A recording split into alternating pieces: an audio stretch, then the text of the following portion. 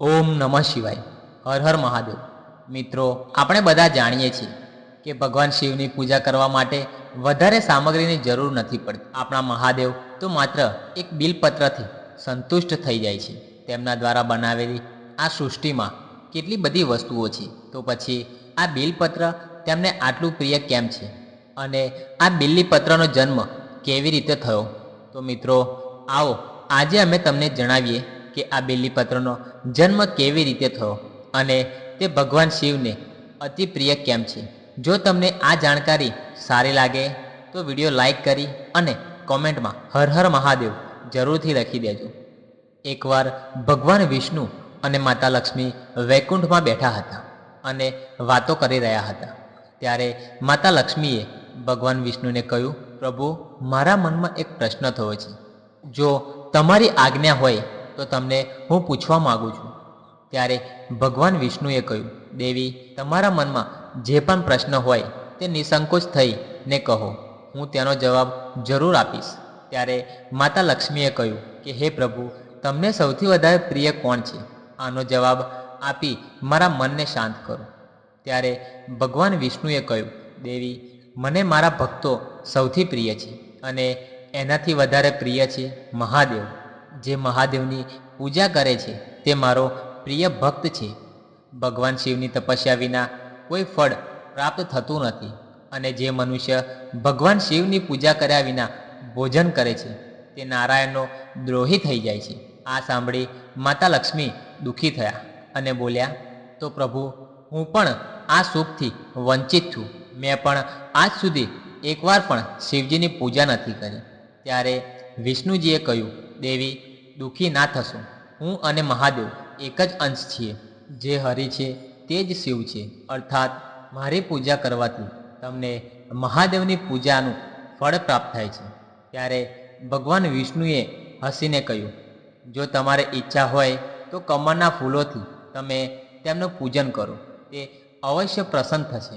માતા લક્ષ્મી પોતાના પતિની વાત સાંભળી માતા લક્ષ્મી ભગવાન શિવની પૂજા કરવા માટે તૈયાર થયા. પછી એકવાર સવારમાં તે સંસારી સરોવરમાંથી 108 કમળના ફૂલો લઈને આવ્યા. પછી ઓમ નમઃ શિવાયનો મંત્રનો જાપ કરવા લાગ્યા. આવું તે કાયમી કરવા લાગ્યા. સરોવરમાંથી કમળના 108 ફૂલો લાવે અને શિવલિંગ ઉપર અર્પણ કરતા. એકવાર તેઓ ઓમ નમઃ શિવાયનો જાપ કરી રહ્યા હતા. ત્યારે તેમને જોયું તો કમળના ફૂલો સમાપ્ત થઈ ગયા હતા અને તે વિચારવા લાગ્યા, એક વાર નહીં, બે વાર નહીં, 3 વાર ગણીને લાવી હતી. ક્યાં ગયા હશે તે 2 ફૂલો? આવું વિચારી માં લક્ષ્મી ચિંતામાં પડી ગયા. જો મેં 108 ફૂલો નહીં ચડાવ્યા તો મારી પૂજા અધૂરી રહેશે.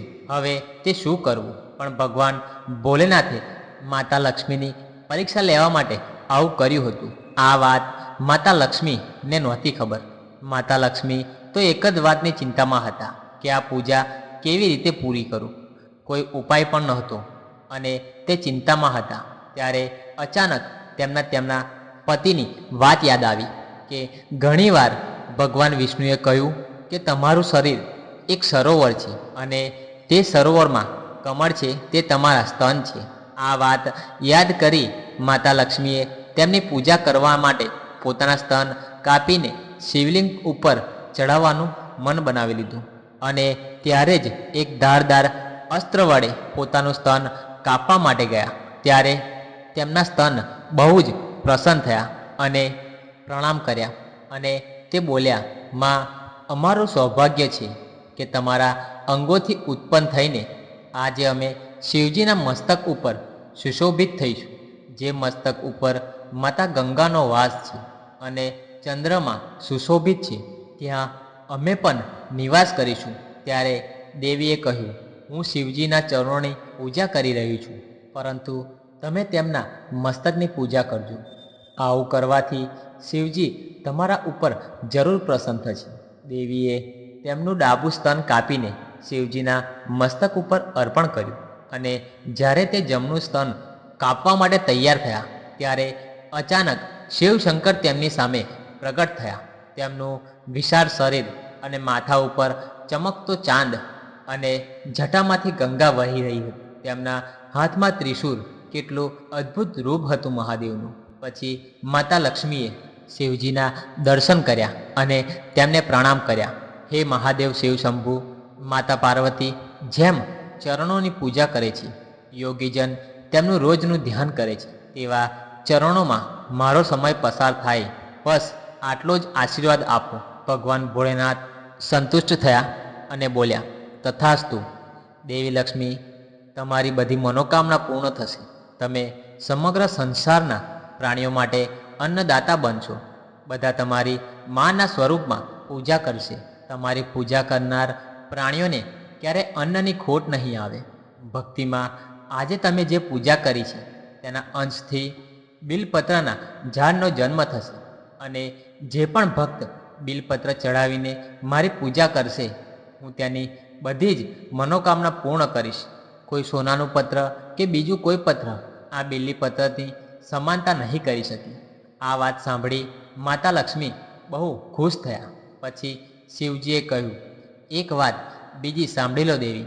જે ભક્ત બિલીપત્ર ઉપર ચંદન લગાવીને શિવલિંગ ઉપર ચઢાવશે તેને મોક્ષની પ્રાપ્તિ થશે. ત્યાર પછી શિવજીના આશીર્વાદથી માતા લક્ષ્મીનું શરીર પહેલાં જેવું થઈ ગયું. આશીર્વાદ આપી શિવજી અંતર્ધ્યાન થઈ ગયા. પછી તરત જ શિવલિંગ ઉપર ચઢાવેલા સ્તનમાંથી બિલપત્રના ઝાડનો જન્મ થયો અને થોડી જ વારમાં તે ઝાડ બિલપત્રથી ભરાઈ ગયું. અને પછી ઇન્દ્ર, બ્રહ્મા, વિષ્ણુ, મહેશ તથા બીજા અન્ય દેવી દેવતાઓ ફૂલોની વર્ષા કરી.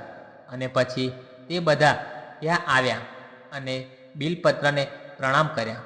બધાએ એકસાથે ઓમ નમઃ શિવાયનો મંત્રનો જપ કર્યો. તો મિત્રો, આ રીતે બિલપત્રનો જન્મ થયો અને તેથી જ ભગવાન મહાદેવને બિલીપત્ર સૌથી પ્રિય છે. તો મિત્રો, તમને આ ધાર્મિક કથા કેવી લાગી તે કોમેન્ટમાં જરૂરથી જણાવજો. અને જો તમને અમારી ચેનલ ઉપર પહેલીવાર આવ્યા હોય તો ચેનલને સબસ્ક્રાઈબ જરૂરથી કરજો અને કોમેન્ટમાં હર હર મહાદેવ જરૂરથી લખી દેજો.